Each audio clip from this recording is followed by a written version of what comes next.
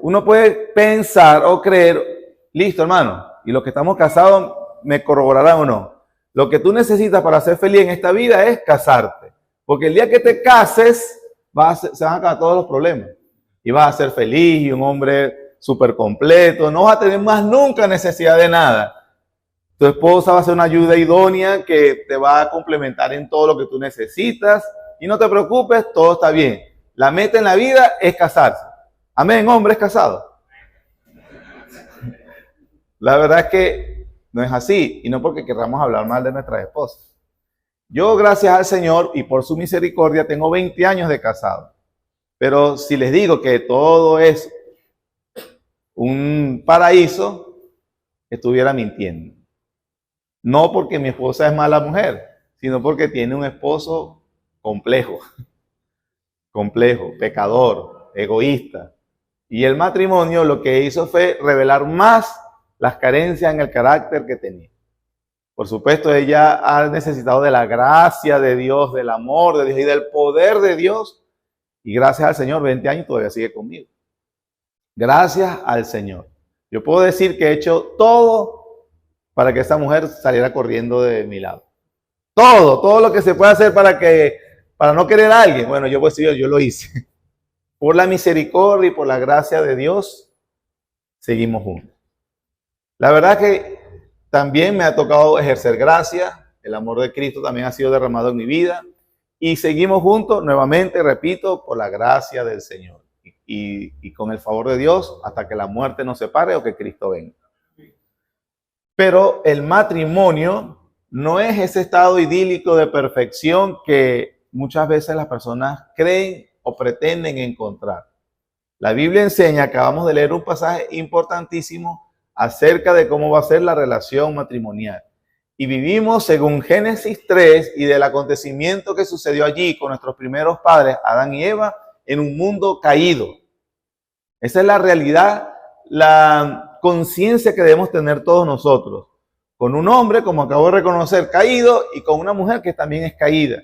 Y que todas esas cosas, todas esas consecuencias o circunstancias, precisamente por el ingreso del pecado y por nuestra naturaleza pecaminosa, esas cosas van a surgir en el matrimonio. Incluso en el matrimonio cristiano más piadoso surgirán roces, surgirán situaciones difíciles, las cuales, si no se aplican las herramientas correctas para llevar el matrimonio, ese matrimonio está destinado al fracaso. Y cuando digo herramientas correctas, me refiero a las que están acá.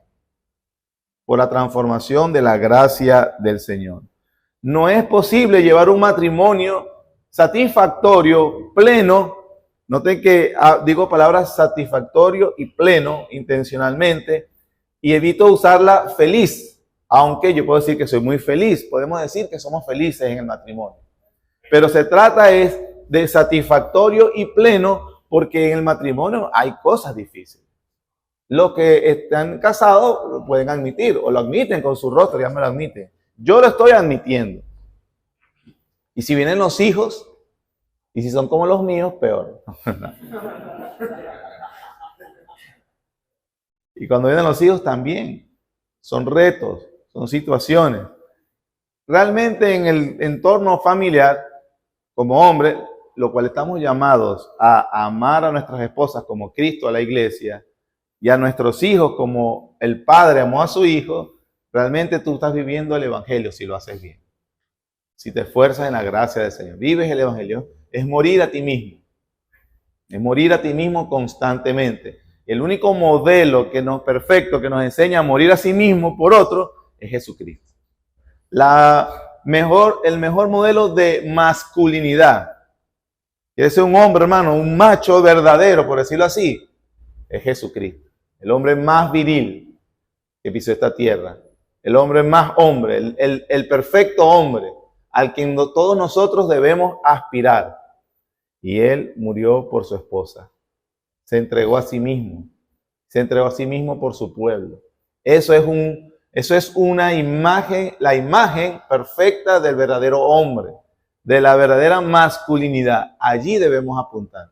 Y nuestra renuencia Esa actitud de que nos cueste tanto morir a nosotros mismos, por nuestros hijos, por nuestras familias, por nuestras esposas, es simplemente la evidencia del pecado que mora en nosotros. Pecado que debe ser mortificado por la gracia del Señor. Primero debemos nacer de nuevo. En primer lugar, se debe nacer de nuevo. Porque si separados de mí, dice Jesucristo, nada podéis hacer. Entonces, cualquiera de nosotros que pueda ser consciente que no tiene a Cristo en su vida, yo con todo el amor del mundo le puedo decir, como dijo Pablo, reconcíliate con Dios. Cuando digo reconciliarte con Dios, significa que como lo que leímos, que con los efectos de la caída, el hombre se ha levantado contra Dios y le ha hecho la guerra. Una guerra obviamente tonta, porque es imposible que el hombre le gane a Dios en la pelea. La ira de Dios va a caer sobre tu vida. Es más, la Biblia dice que el que no tiene al Hijo tiene la ira de Dios. La Biblia dice que Dios está airado contra el impío todos los días de su vida. Ya tiene su arco inclusive armado. Es imposible ganarle la batalla a Dios. Pero en su misericordia, en su paciencia, en longanimidad, ¿verdad? Su paciencia, que dice Pablo, te guía al arrepentimiento, esperando que no perezcas, sino que procedas al arrepentimiento. Él te ofrece perdón y misericordia en Cristo Jesús. No desaproveches la oportunidad. A eso, reconciliaciones no es como que yo me peleo con mi esposa y ella tiene que pedir perdón o reconocer lo que no hizo bien. Yo también reconoceré lo que no hizo bien, porque Dios, lo único que en cuanto a Dios, reconocemos que yo estoy mal. Debes arrepentirte de tus pecados y creer en el Evangelio. La Biblia dice, el que a mí viene no le echo fuera. Eso en cuanto a reconciliarse con Dios. Y teniendo a Cristo, la Biblia dice entonces que ahora tú no estás solo en esta vida. Dijimos que en el matrimonio se buscaba compañerismo, pero el matrimonio no es un fin en sí mismo. Dios no diseñó el matrimonio como un fin en sí mismo. Lo diseñó como dice John Piper, es una parábola viviente de la relación de Cristo con su iglesia. Porque cuando conocemos a Cristo, y aquí lo puedo decir con total libertad y responsabilidad, si conoces a Cristo personalmente, tener una relación con Jesucristo es mejor que el matrimonio. Y ese sí es el fin. Ese sí es el fin que justifica cualquier medio. El matrimonio es un ejemplo de esa unión. Un ejemplo que Dios nos dio, físico, hermoso, generoso, de bendición para todos los hombres, para todos nosotros. Pero no es el fin. Eso significa que yo pudiera estar, en este caso, soltero porque me abandonaron, o en divorcio, o porque no me he podido casar, o porque simplemente o soy viudo. Tantas razones dolorosas, algunas que otras justificadas no.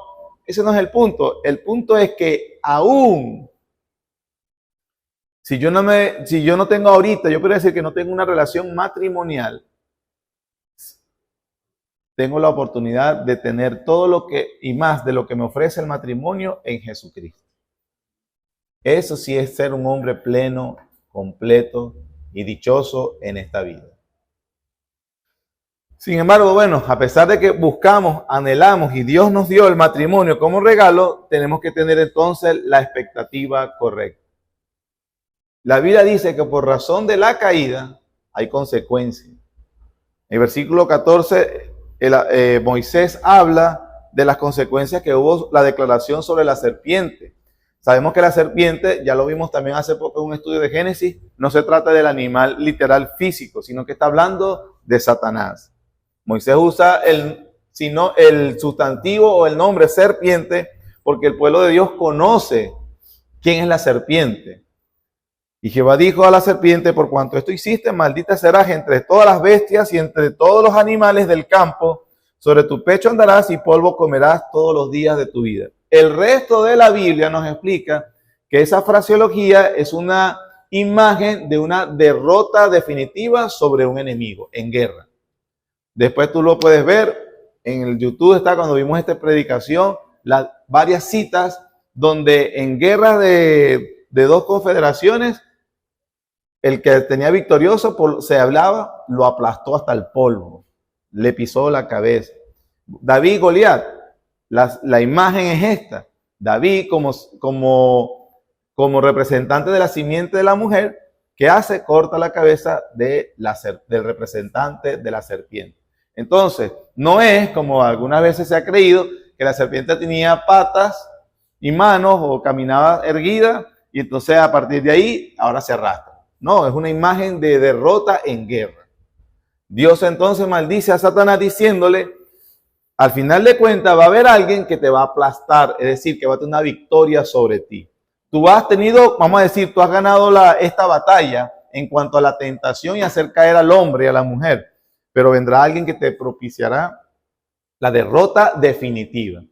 Gracias a Dios, esa victoria de satánica, vamos a decirle victoria entre comillas, satánica, no tenía la última palabra, la tenía el Señor. Pero eso significa que a pesar de eso y de la promesa de Dios, entonces el Señor estableció algunas cosas que iban a suceder dentro del matrimonio. Dice el versículo 15, pondré enemistad entre ti y la mujer, hablando de la serpiente, y entre tu simiente y la simiente suya. Esta te herirá en la cabeza y tú la herirás en el calcañar. La imagen de una herida en la cabeza es mortal, una herida en el talón obviamente no es mortal. Pero también hace una distinción de cómo Dios ve el mundo. El mundo está dividido en dos personas. Esto para que sepan, así es la enseñanza bíblica y así es todo el desarrollo de la historia redentora y es hoy.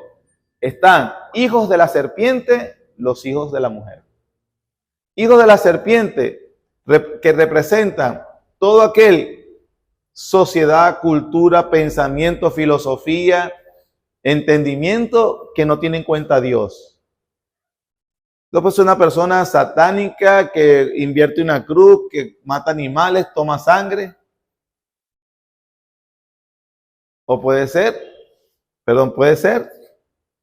una persona que va a una iglesia, se pone corbata, se dice que es evangélico si quiere, pero vive a espaldas de Dios. Eso es un hijo de la serpiente.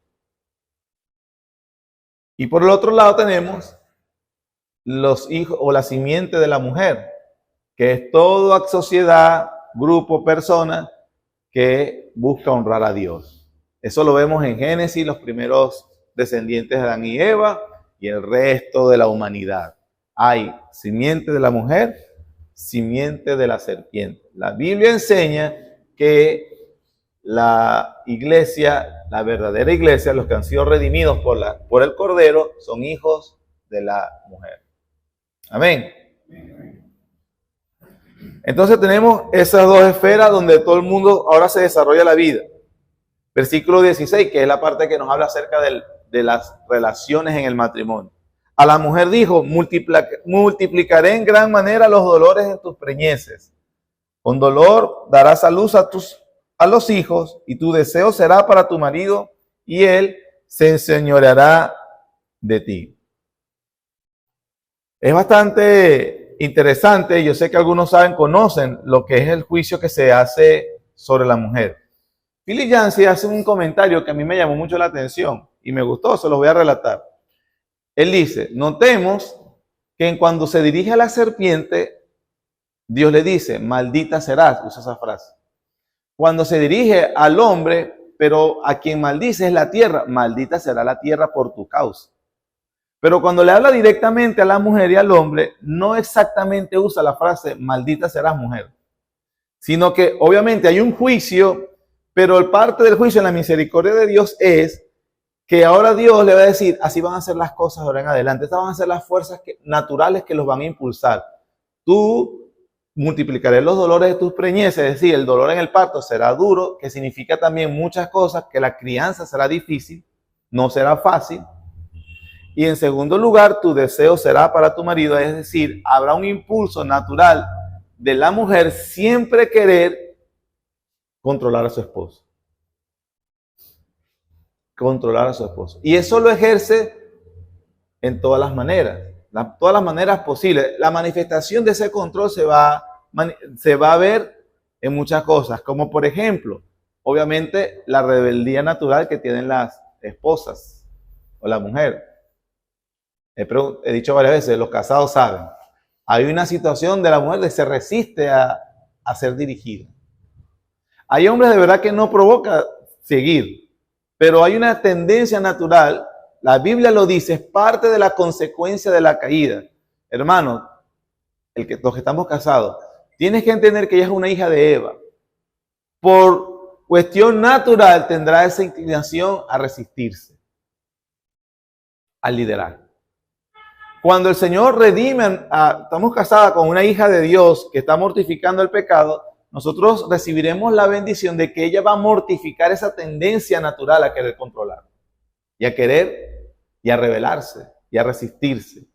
Ahora, la Biblia no manda a nosotros a controlarla y a someterla. La Biblia dice que vivamos sabiamente. Vivan sabiamente con ella. Eso significa que comprenderemos las inclinaciones naturales. Y hermanos, significa que cuando vemos a nuestra esposa en un estado así, que nos puede molestar, que nos, como dice, que nos engorila, que nos molesta, comprender que ella está luchando con su pecado. No está en su mejor momento. Así como yo miles de veces no estoy en mi mejor momento. Entonces eso nos llama a ser comprensivos con ella, de una condición natural de su naturaleza caída. Ojo, no justificar, sino comprensivo. Y de paso, nos llama a como líderes en el hogar, que es lo que estamos viendo todo este tiempo, a que instruyamos, pastoreemos el corazón de nuestras esposas. Noten que les dije pastorear, instruir. Y el modelo de eso nuevamente, ¿quién es? Nuestro Señor Jesucristo. Ese es el modelo. No es caer a palo, porque la Biblia no nos manda eso. La Biblia sí manda a la mujer a someterse. ¿Por qué la mandará a someterse? Porque está contrarrestando parte de la consecuencia de la caída. Ella se resiste, naturalmente se resistirá. Por cierto, porque nosotros somos muy sujetos, nos gusta someternos a cualquier autoridad o cualquier cosa que te pone encima de nosotros, ¿cierto? Somos iguales, hermano. O no somos personas, no nos gusta que nadie nos diga nada. Pero él dice que esa es consecuencia del pecado de la mujer.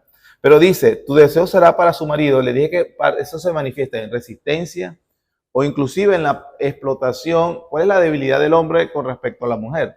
Obvio, ¿cuál es, hermano? Aquí podemos hablar claramente. Bueno, va a ser grabado y publicado. El sexo, la sensualidad. La mujer va a ejercer ese control a través de eso también. Por eso usted verá mujeres que explotarán esa debilidad en el hombre. Por eso la sensualidad, la provocación, todo eso. Eso al final de cuentas es una forma de controlar. ¿Qué pasa comúnmente en las parejas cristianas cuando hay un roce en el matrimonio? La mujer, ¿verdad? Si no está piadosa, por lo general pondrá en dieta al esposo. Cuando me refiero en dieta, sexual. Es su manera y obviamente ya jaque mate. ¿Qué queremos los esposos? Ejerce control. Y muchas de las cosas que se tiene que pedir en la consejería es como esta hermana que por diseño no tiene el impulso sexual tan frecuente como el hombre, ella debe comprender el deseo de su esposo de la frecuencia sexual. Cuando, gloria a Dios, el Señor transforma el corazón de nuestras esposas, y eso tenemos que ser pacientes, como Dios transforma poco a poco nuestro corazón. Una esposa comprende eso, ella será cada vez mejor ayuda idónea en esa área que es tan fundamental para el matrimonio. No es la única, pero sí fundamental. Pero eso es parte de su naturaleza caída, entonces su deseo de controlar y de manipular, de imponerse. También Philip Yancey dice que ese deseo es un deseo innato de siempre poseer a su marido, en el sentido de esa necesidad. Porque él dice, si estamos viendo los dolores que vienen del parto, obviamente es ya común que los dolores del parto no se comparan a otro dolor. También se le dice que la crianza será difícil y de paso tu marido se va a enseñorear sobre ti. Entonces eso hace, si esos son los ofrecimientos del matrimonio, ¿qué crees que una mujer puede decir? ¿Te quieres casar? Ni loca. Porque me estás ofreciendo dolor insufrible, problemas para criar y aparte el tipo se va a enseñorear siempre de mí. ¿Quién quiere eso? Pero Dios puso en el corazón el deseo de la mujer de tener un esposo. Es el deseo. Mira, y ahorita vamos a poner a la feminista, la más radical que tú quieras. Al final de cuentas, ya necesito un esposo. En el fondo lo que necesita es eso. En el fondo. Eso las mujeres no lo pueden negar. Pero obviamente, aún teniéndolo, se resistirá pecaminosamente. Hermano, tú debes comprender que esas son las cosas que vienen de la caída. Que Dios nos llama a ser sabios para pastorear ese corazón. Pero en cuanto al hombre es igual. Dice la Biblia, también hay unas consecuencias. Y el hombre dijo, por cuanto obedeciste la voz de tu mujer. Cuando tú ves el capítulo 2, tú ves que Dios es el dador de todo bien y felicidad para el hombre y la mujer en el paraíso. Pero el problema es, Dios da dones, le da dones. Y la mujer al esposo es un don de Dios también. La única responsabilidad de Adán era, cuida lo que te estoy dando. Cuida al huerto y cuida a tu esposa. Bueno, aquí vemos que con la serpiente, Adán no hizo lo único que se le pidió. Clásico, ¿eh? Lo que dice que Adán prefirió el don antes que el dador. De hecho, le dice, oíste la voz de tu mujer. Y él tenía que haber oído la voz de Jehová. Preferiste, antepuso a la mujer que a Dios. Oíste la voz de tu mujer y comiste del árbol que te mandé diciendo, no comerás de él, maldita será la tierra por tu causa, con dolor comerás de ella todos los días de tu vida. Espinos y cardos te producirá y comerás plantas del campo. Con el sudor de tu rostro comerás el pan hasta que vuelvas a la tierra, porque de ella fuiste tomado, pues polvo eres y polvo volverás. El trabajo no es la maldición, porque hemos entendido que antes de la caída, donde el mundo era perfecto, Adán trabajaba. De hecho, parte de ese diseño que Dios nos hizo es que cuando nosotros trabajamos, los hombres, y hacemos algo bien, ya sea manual, ya sea intelectual, ya sea lo que sea el trabajo que tú hagas, ya sea de albañil o ya sea de ingeniero, y lo haces bien y la gente lo reconoce, tú y yo sabemos que tenemos una satisfacción de hacer bien el trabajo, o que reconozcan en su trabajo, Luis es bueno, Diego es bueno, Jorge es bueno. ¿Cierto, hermano? Nos gusta cuando desarrollamos una habilidad, sea la que sea, ser buenos en eso. Ahora, Adán trabajaba y disfrutaba, y hoy nosotros trabajamos y disfrutamos. Pero en el paraíso, de donde estaba Adán, donde la tierra le daría siempre su buen fruto, ahora este no le va a dar eso. Ahora la tierra también se va a resistir. Así como la mujer, que es la bendición, pero se termina resistiendo y complica la situación, ahora la Biblia dice, tú vas a seguir trabajando, pero la tierra se va a resistir, te producirá espinos y cardos. Es decir, que vas a trabajar, se perdió la cosecha. ¿Cuán frustrante es eso? Que tú tanto trabajar y no tengo nada, ¿verdad? ¿Cuán frustrante es llegar a fin de mes o fin de semana y entonces todo lo que hice no sirvió? Consecuencias de la caída, hermano. Consecuencias de la caída. Eso significa que por más satisfacción va a tener dolor, frustración. Va a ser difícil. No será siempre pleno.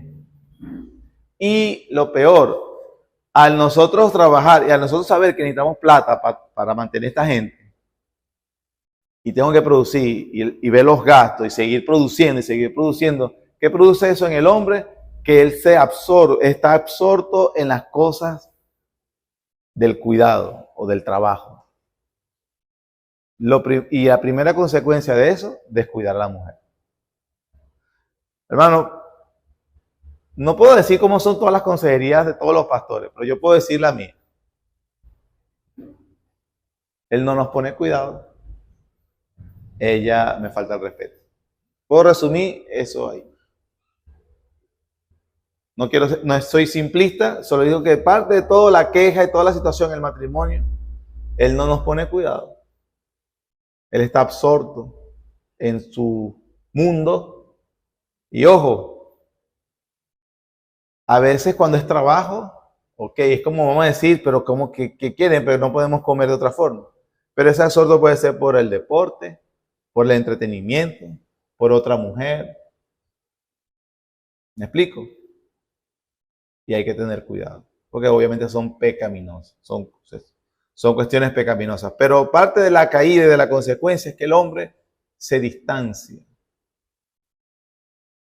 Nosotros debemos ser conscientes de eso y procurar el acercamiento, la atención de nuestras esposas, que ellas pueden comprender que cuentan con nosotros. Tú cuentas conmigo. Y ahí Adán dice, el matrimonio es un compañerismo multidimensional. Incluye la sexualidad, porque nosotros queremos, bueno, es sexo, quiero más sexo. Incluye el sexo, pero no podemos olvidar las otras dimensiones del matrimonio. Parte de las dificultades en el matrimonio, hermanos, se reducen a esas dos cosas, con todas las complejidades que tienen obviamente cada matrimonio. Pero el punto, pastor, la última clase dijeron que teníamos que buscar matrimonio. Ahora usted nos dice, bueno, que no va a ser nada fácil. ¿Qué hago? ¿Qué hacemos? ¿A quién buscamos? ¿Cuál es la solución? ¿Cambiar de esposa? ¿Que ella cambie de esposo? La solución siempre, hermano. Jesucristo, nuestro buen Salvador y Redentor, que nos redime de estas tendencias naturales del pecado. Porque, claro, yo pudiera empezar ahorita a hablar de cómo que la mujer tiene que cambiar, pero yo ahorita no tengo a tu esposa ni a las hermanas de la iglesia para hablarle. Estoy hablando, dirigiéndome a los hombres. Entonces, por lo tanto, vamos a mantenernos en que Dios va a transformar a nuestras esposas. ¿Tiene el poder para hacerlo o no, hermano? Hermano, en serio, tú necesitas que tu esposa cambie algo porque te está ofendiendo, te está irritando, te está desagradando. Ruégale al Señor. Ruégale al Señor sabiduría. Tal vez tú eres el propio instrumento para ayudarla. Tal vez será de otra forma, pero ruega al Señor. Pero por otro lado, ahora sí nosotros podemos encargarnos de quien sí nos corresponde. ¿Y qué es? Nuestro propio corazón. Que el Señor con su gracia y el Evangelio redima esas áreas de egoísmo, de individualidad, de soberbia que nos caracteriza tanto. Y que nos preparemos para ser un esposo como Dios quiere que seamos. Y ese es Jesucristo. Ese es Jesucristo. Y Él murió no por una esposa perfecta, pero con su propia sangre la santifica para presentársela a sí mismo. Nosotros somos la esposa de Cristo. ¿Cuánta paciencia tiene Jesucristo contigo? Y la Biblia dice, ve tú y haz lo mismo. ¿Cuánta paciencia debes ejercer con tu esposa? Hermano, siempre pienso esto. Al final de cuentas, mi esposa es una hija del Señor. Es una hija de Dios. Yo tengo hija, Susana Vanessa. Solo me imagino a alguien que se quiera meter con ella con malevosía.